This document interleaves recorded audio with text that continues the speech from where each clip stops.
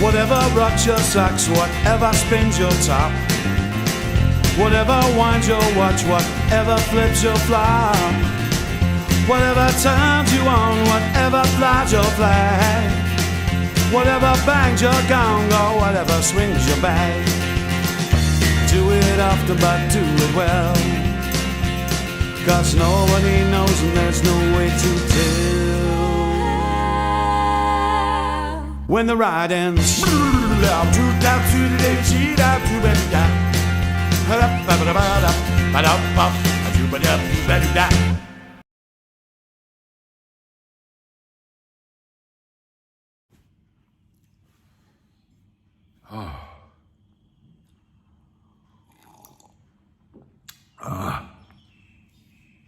Good morning.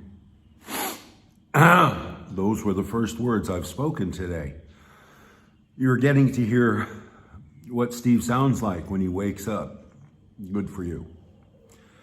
And I apologize to Trevor Fisher, who has recommended that I build a sound booth and improve the sound quality of these videos. And I did try. It's just a big hassle. I have to take it up and put it down every time I do one. I don't want to leave it up in my living room. And I'm not even sure that it improves the sound. But I figured this morning I'm going to be very rough.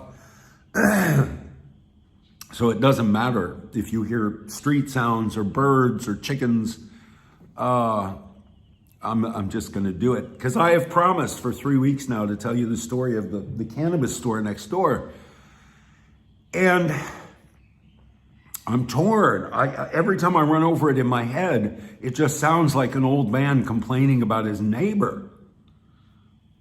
And, you know, my neighbor's a cannabis store. Why would you complain about your neighbor, the cannabis store? I don't know. But I'm going to tell you that story. And it's not really a story. It's just sort of an update on what's going on with the cannabis store. But then I want to talk to you about neighbor drama. Right? You choose the people you live with. You do not choose the people you live next door to. And all of us have been sucked into neighbor drama from time to time. And me, maybe because of my kind nature and my giving heart, I get sucked into it a lot.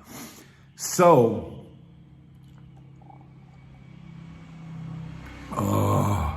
coffee. So I move into this house on the beach in Tai Muang, Turtle Beach, right on the beach. Lovely house, used to be a sushi restaurant, love it. Not literally next door, but one door away. This house is like a duplex, 2 shotgun houses, 2 commercial properties that failed as commercial enterprises and now are being rented as residences. And together, 2 shotgun houses together. Then there's a very old house next to it that was built of bricks in probably the 70s, the 60s. And a guy named T lives there. And T is the Puyaiban. The 2 streets that run parallel to the ocean constitute a political entity here. He is the Puyaiban of that political entity. He is the voice of the local people who goes to the Ampur government and the Tambon and ultimately, I suppose, Bangkok, and expresses their concerns. He's the guy who speaks the local language, who has lived on this beach his whole life. 7 generations of fishermen have produced a politician. It's an elected position. He's had it for 20 years. It's every 5 years or 4 years he gets reelected. So he's been reelected 4 or 5 times. They like him. He's a real friendly, backslapping, hail fellow, well met kind of guy. Real friendly guy. And his job is basically sitting in his front yard and letting local people come and tell him their problems. And he carries those once a week. He goes to meetings in the Tesaban. And he puts on a uniform that one day a week and does not smoke a spliff until after the meeting. Typically, he wakes up in the morning, the guy smokes 10 joints a day. 10 joints a day. And granted, he cuts them with tobacco and he smokes them like cigarettes. He doesn't really hit them. He'll just kind of puff. but he stays pretty high. And it's all this cheap commercial brick, they call it Kia with the green weed. The first day I got here, I'm sitting out in front of my house smoking marijuana, and this guy comes by with this spliff in his hand. And he says, "Hey, you smoke marijuana. You want to smoke with me?" I said, "Yeah, sit down." So he sat down and we talked. And that very first encounter, he told me his plan to turn the front of his house into a cannabis store. And he has this kind of big yard with some trees in it, and it was scrubby grass and weeds and shit. And that's where he would sit all day and wait for his constituents. And he has a covered porch on the front of his house where he wanted to brick it in and glass it in and make it an air-conditioned, typical cannabis store of the age, where you go in and there's 12 glass jars and a pretty girl, and you pick. And I said, "Yeah, okay, great, wonderful. I'd love to have a cannabis store next door." And he said, "Yeah, I only need 200,000 baht, Steve." I said, "Yeah, I could use 200,000 baht too."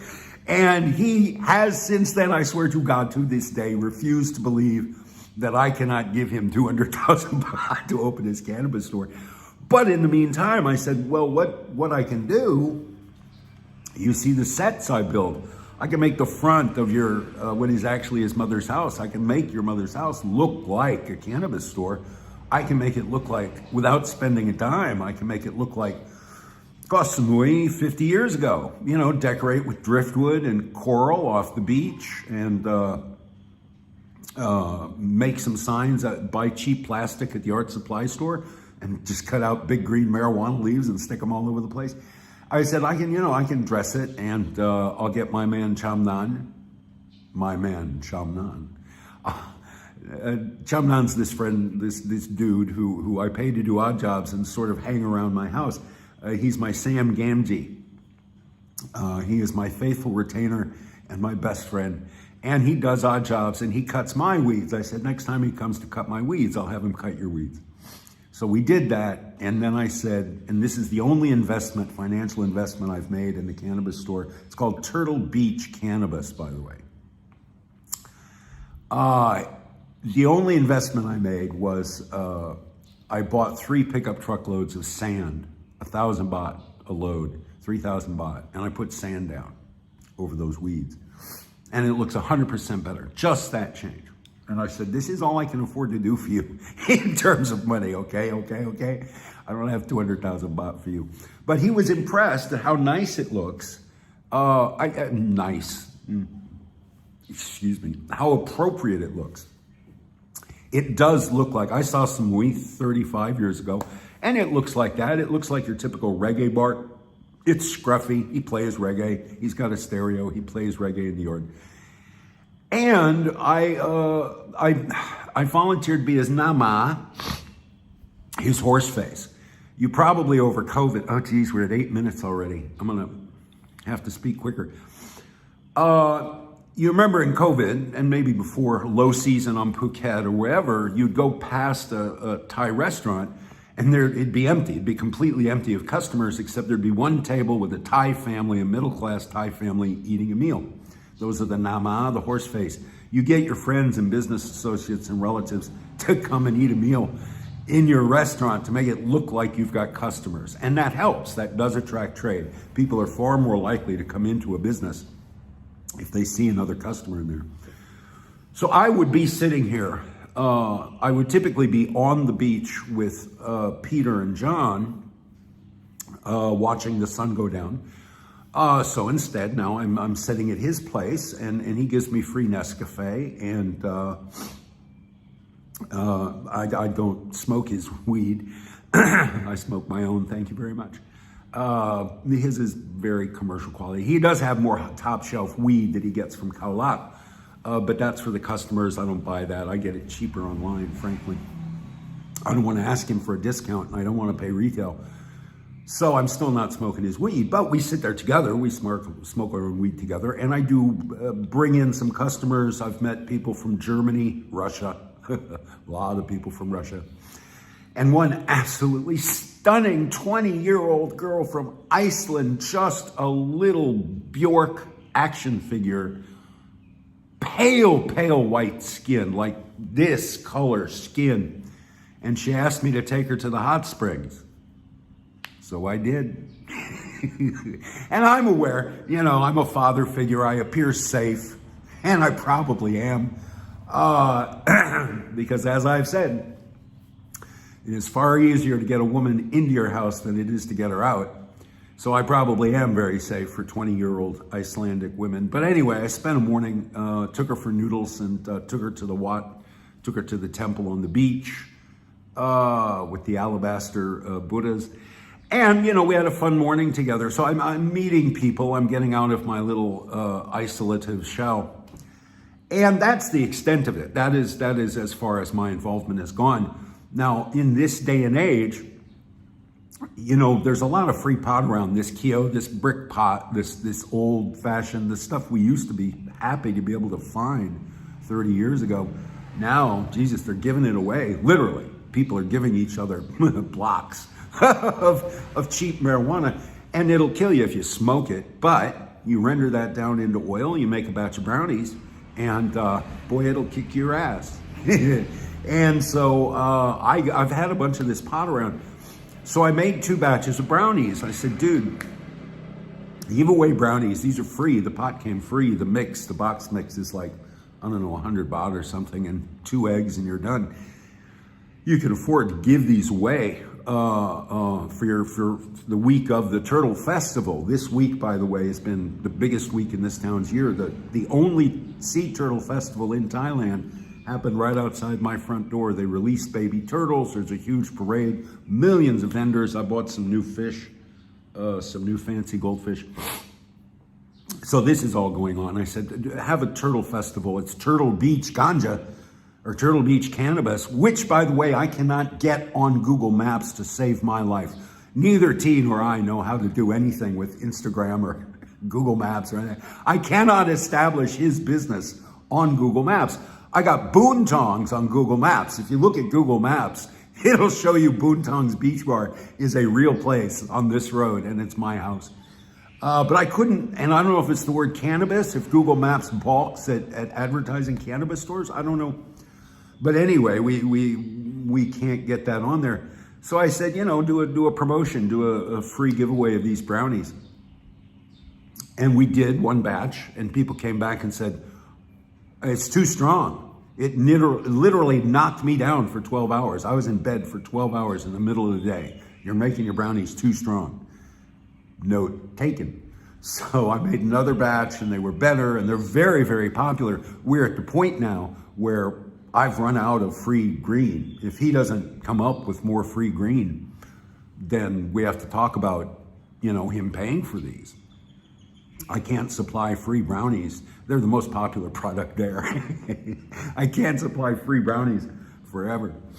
But that's the story. Originally, there was a little bit of, he came over. My friend Chamnan got me a bamboo bong, very sweetly got me a bamboo bong. And Chamnan brought it, and T, right next door, saw this other Thai man giving me a gift. And there's a lot of competition. Everybody wants you to be their pet farang, right? Everybody wants you to be my fan, and invest in my business, marry my daughter-in-law, whatever.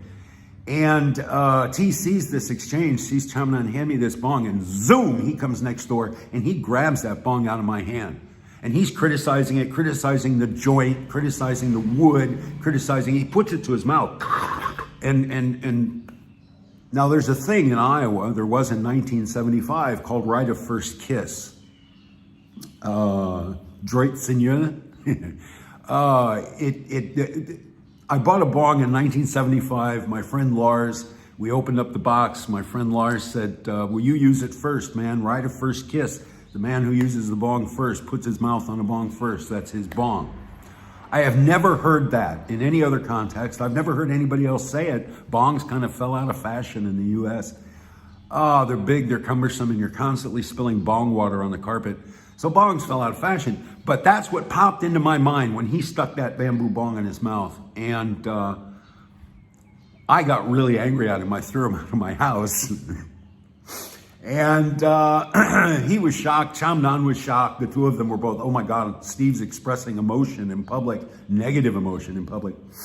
And I let it go a couple days. I ignored my next door neighbor, which is pretty tough. The houses are pretty close.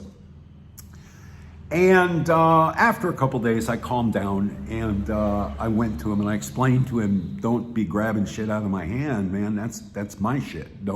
Steve's an only child of a single parent, never learned how to share. Don't be grabbing my shit. And he said, Kapom, I'm sorry.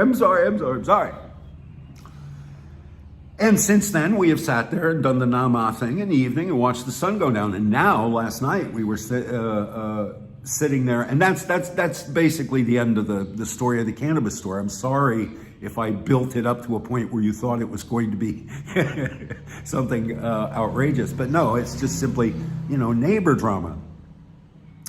And last night, I thought about other neighbor drama. We were sitting out there, and it was like 10 o'clock at night, and I'm never up at 10 o'clock at night. But there's so much going on the street right now, and we're sitting there in chairs, comfortable chairs, our toes in sand, beautiful weather on the beach, beautiful people walking up and down. Southern Thai women are just right in my wheelhouse. And it was a great, and we're smoking dope, and cops are walking by and everybody's walking by, and it's just like trippy and great. And this old woman walks across in front of us, walks down the sidewalk. And she is old. She is old as sin. She is tottering along, and she's kind of feeling her way. She's obviously either blind or near it. And she's dressed in filthy rags. Her hair is filthy. Now, there are 3 homeless people who live on this beach. There are some deserted, broken down homes, buildings that they live in, because these are properties that the Chinote is unclear, and nobody can knock down this old structure and build something new because nobody knows who actually owns this piece of land. And so they just sit in ruins for years and years and years, right? So in the rainy season, that's where they live. Now in the dry season, they move out to the shelters on the beach. 3, exactly 3, and everybody knows them. And one of them, whose name is Dang, every morning he's got a broom and he's out there in his concrete sala, in his public structure on the beach, sweeping it. As Thais do, first task of the day, you sweep your home, you quack food. And homeless guy who takes care of his piece of pavement as if it was his home. Lovely. But we know our 3 homeless guys, and this woman is not from Turtle Beach. And so T jumps up and, Yai, what's going on? You all right? And she's kind of mumbling shit. And she's tottering. I mean, she's taking little tiny steps. How this woman got to this point, nobody could figure out. Someone had to drive her to the Turtle Festival and drop her off on the sidewalk and leave her there. Like you would dump a stray dog in the jungle or something. That's what I thought. I thought some town, Koploy or Kaulat, they had this woman and they were tired of taking care of her, and they just drove her to the festival and dropped her off and figured somebody will take care of her. And he's got a table and 4 chairs empty in his store. The others are occupied by customers. He's not going to burn his last vacant table on giving this old lady a place to sit. But opposite us, on the other side of the street, is they're tents. The vendors are under tents. It's like a mile-long tent. It's enormous. And they're selling furniture, that kind of dark reddish wooden furniture. That's really uncomfortable. You buy the furniture and a week later you're shopping for cushions, right? And T walks her across the street and he sits her down on one of these sofas. Now, during the parade, a lot of people had come to this furniture store and turned all the sofas to face the street so they could sit in these display sofas and watch the parade. And the people who owned this store were fine with that. So T walks her across the street and sits her down on one of these wooden sofas across the street from his store. And he says, sit here, I'm going to go get you water and sticky rice and chicken. And he sends his son down there to the vendors, and he gets some food and brings it back and gives it to this woman. And then we sit down, and all night long, I sat there for probably another hour till about 11 o'clock just watching this woman and what she was doing.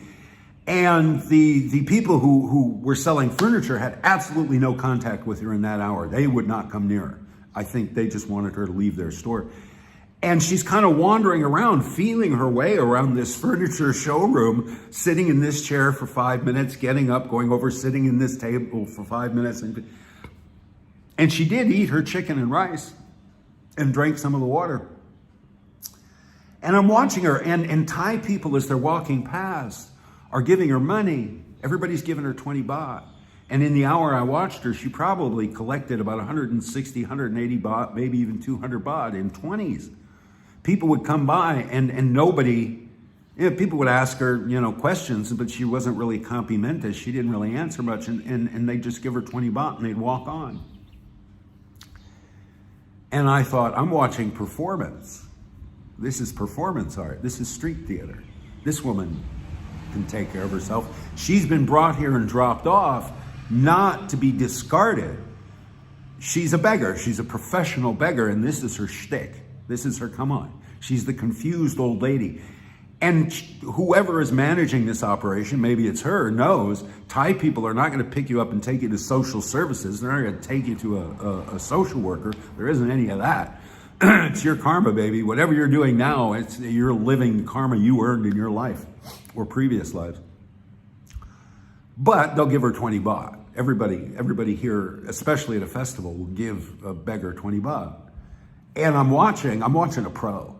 I mean, it took me, I worked, my degree's in theater, I worked in the film industry, I've worked around hundreds and hundreds of actors, some very skilled. I think that my performance radar is pretty strong. I think, geez, it's 21 minutes. Anyway, it took me a while to twig. It took me a while to catch on that I was watching performance. But that old lady reminded me of another old lady. And this is the story I really wanted to tell today about neighbor drama. It's 20 minutes. Jesus, if you're still here, thank you. Thank you so much. I really appreciate it. I'm going to tell you a story about neighbor drama from Las Cruces, New Mexico. If you don't feel like that, if you're only interested in Thailand, go with God. Thank you for your attention. Like, subscribe, and share. Here's the story about neighbor drama I wanted to share with you. So in 2014, my mother was living in New Mexico. I was living in Iowa. My kids were grown and gone. I was living alone. Mom got sick. Her partner got sick at the same time. They had to split up. The partner had to go home to Colorado and live with her family. And Mom was living alone and very, very sick. And somebody called me and said, if you ever want to speak to your mother again, come now. She's dying. So I rushed down there and stayed with Mom, and she got better. They adjusted her Lasix. She got out of bed. She started playing cards with her girlfriends, going to the swimming pool. And I didn't feel like I could say, great, I'm glad you're better. Call me next time you're dying. So I stayed. I stayed for 8 years. And I retired down there. And I lived with Mom, and she had a house on a cul-de-sac way out in the desert. Well, not way out, but it was out in the desert past the edge of town. And it had been a cul-de-sac that had been developed and sold to snowbirds from the Midwest 20 years before. That's when Mom bought her house. Everybody bought their houses new. Then everybody got old and either died or moved into the nursing home. And now all of these lovely brand new homes were second, third, fourth hand. Some were rented out. There's a lot of kind of sketchy people living on the street now in the cul-de-sac. And Mom and Dorothy Figgins, the woman next door, were the last two holdouts from the hardy Midwesterners who had come down and pioneered this piece of the desert. And there wasn't a lot of socialization. When Mom first came down there, everybody would come out in the cul-de-sac and play cards by moonlight on the full moon night. It's that bright in the desert. And everybody, because their families were back in Minnesota, right? Iowa, Indiana, Nebraska. And so they socialized with each other out there in their little corner of the desert. Well, eventually they all died off or went to the nursing homes until only Betty and Dorothy were left. And Betty and Dorothy didn't get along. Dorothy, my mom's next door neighbor, was a vicious harridan. She was a foul-mouthed bitch. And her family kind of deserted her. She lived alone in this trailer in a wheelchair. She was confined to a wheelchair, and she could do her own transfers, wheelchair to bed and wheelchair to chair. And so she was stubbornly independent, almost blind, almost deaf, lived alone with a 17-year-old toy poodle named Sandy. So she had a son who lived up in Truth or Consequences, about an hour north, and Harvey was his name. And he was a retired Navy man and a hardcore prepper, and he had buried 3 big storage shipping containers in the desert, and he was filling them up on his Social Security. He was filling them up with water, guns, and food. And he was going to ride out the apocalypse out there in Truth or Consequences. And every Sunday night, he'd come down and spend the night at his mom's house, and in the morning on Monday, take her to hairdressing appointments, take her to doctor's appointments, whatever. That was the only human contact Dorothy had in a week. And he would come down, spend the night Sunday night, and then he'd go home on Monday after they do these things. And periodically, Dorothy's wheelchair, she would forget to charge it and it would die, and she'd be stranded in the middle of her living room, couldn't move, couldn't get to her phone, and she'd just have to sit there until Harvey called Steve, because he didn't want to drive the 60 minutes just to plug in his mom's wheelchair. So he'd call Steve, and there was a key in the garage, and Steve would go in Dorothy's house. Hey, Dorothy, you stuck again? Oh, I'm sorry. Here, plug in her chair, do a few dishes for her, pick up dog turds off the floor, because that dog just went everywhere. The house was filthy. The house was dangerous. It was filthy. It was disgusting. And stunk of piss and feces, and not all of it the dogs. One night, December 21, 22, Harvey calls me, he says, I can't reach my mom. I haven't been able to reach her all day. Would you go next door and look and check on her? So I did. And at that time, my mother had already gone and was living in an assisted living facility in Iowa. And I was just counting the days until I could retire and go to Thailand. I was living alone in my mom's house next door to Dorothy Figgins. And Harvey calls me, and I go next door, and the whole house is dark, and I'm flipping light switches, and nothing turns on, because none of her lights work. All the bulbs are burned out, and there's like 4 lights in the house that work. She knows those lights. Harvey, who spends 1 night a week there, knows those 4 lights. I don't know. It's pitch dark. I turn on my phone, and by the light of my phone, and I'm going, Dorothy, it's Steve, are you all right? And I hear from the back of the house, help me. Oh, shit. And I go in the back of the house, and there's Dorothy, buck naked, 92, 93, 92, buck naked on the floor between the wall and her bed. She fell there in the morning, getting up out of bed, has been laying on her back, buck naked, in December. And the heat wasn't on. It was cold as hell. It's New Mexico. It doesn't get, that cold, but it's damn chilly. And the dog, that little Sandy, that 17-year-old toy poodle, is pressed up against her as tight as he can get, trying to keep mama warm, right? They're sentient. They're sentient. And by the light of my phone, I'm seeing this. It's like a haunted house. And the house, remember, the house is a ruin. The house is filthy. The house is...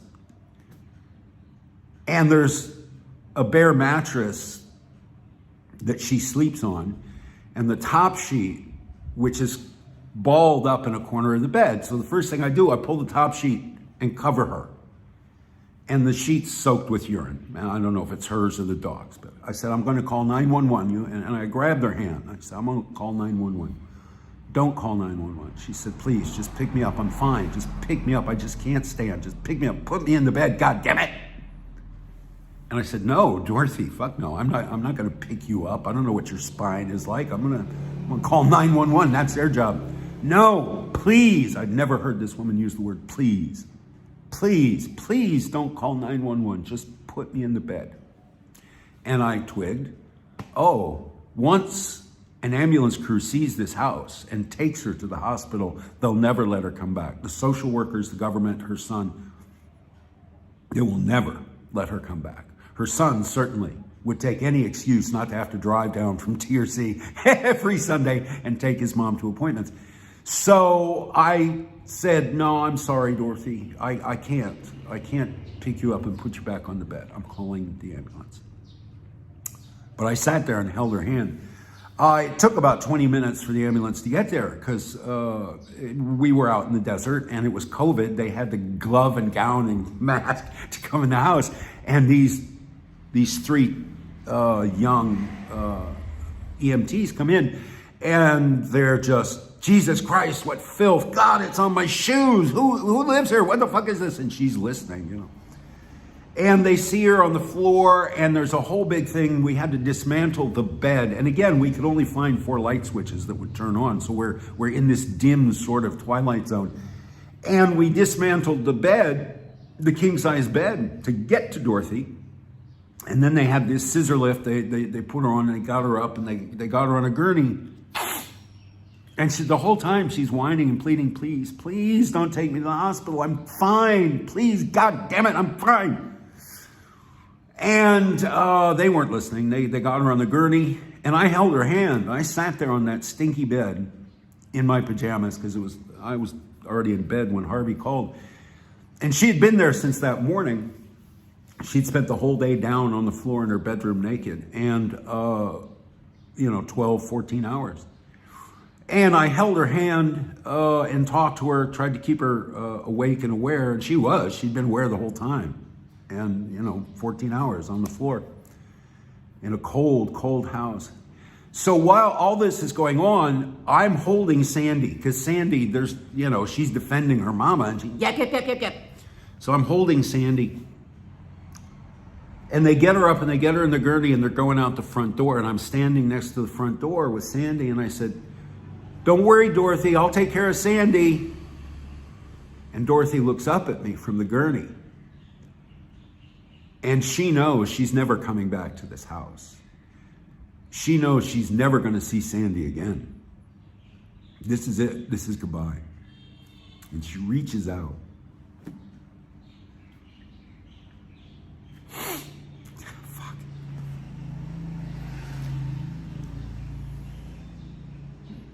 She reaches out to me for the dog.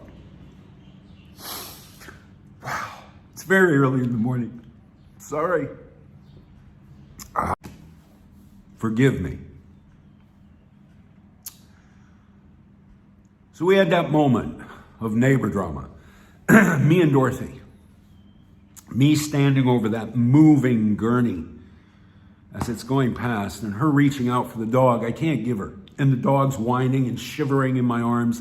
I think the dog knew too. And they took her away. And I closed all the doors. I put Sandy down. I put some food out. And Sandy's running around the house sniffing. He's looking for Mama.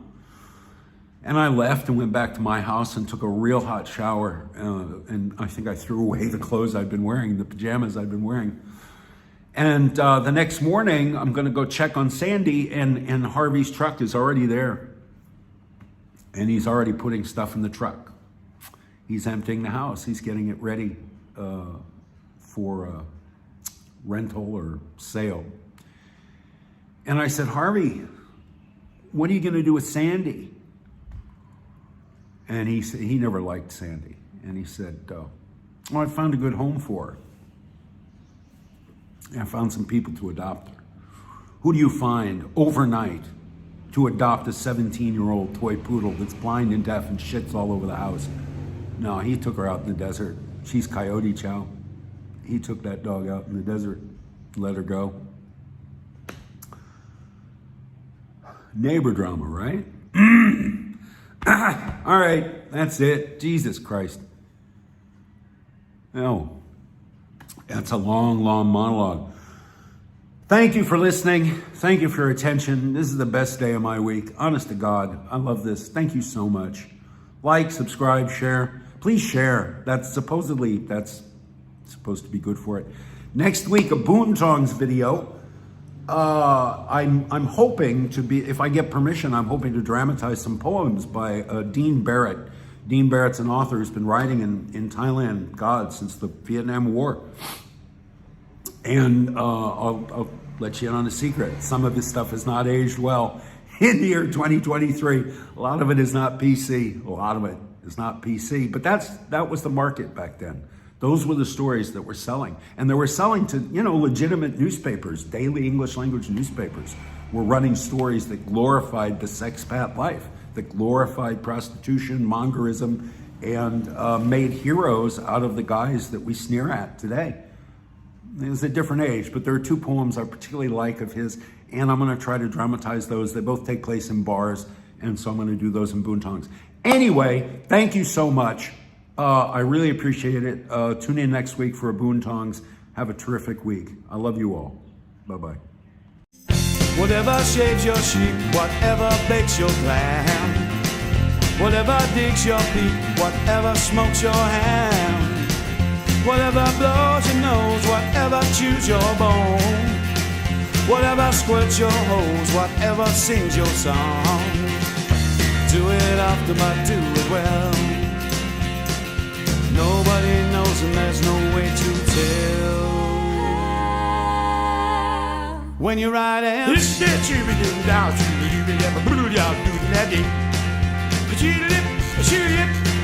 shoot that down.